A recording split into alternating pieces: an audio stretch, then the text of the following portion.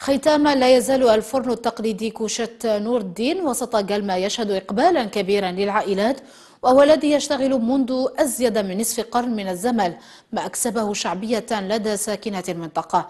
مزيد في تقرير زهير الشطب.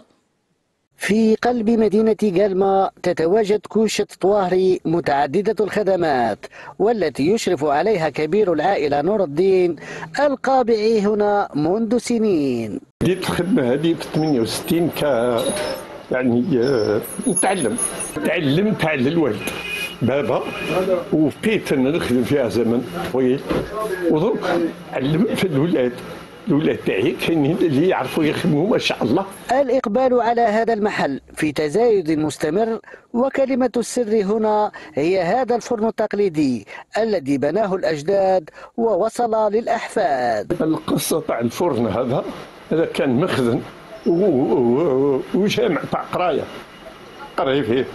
من بعد فتح بيت واحد اخرى من هنايا دارها فور.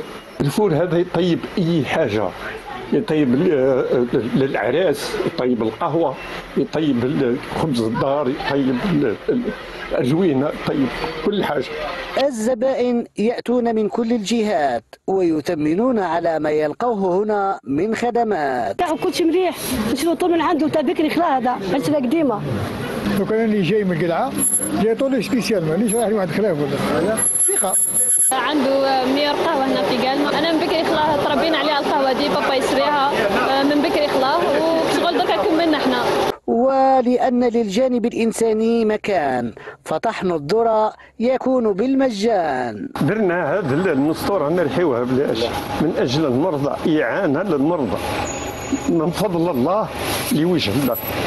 بدها يعني صدقة سبيل تخدم الأجر تاعها للوالدين. الحفاظ على هذا الفرن التقليدي بالنسبة لعائلة طواهري هو تحدي خاص بالرجال يجب أن يستمر مع تعاقب الأجيال.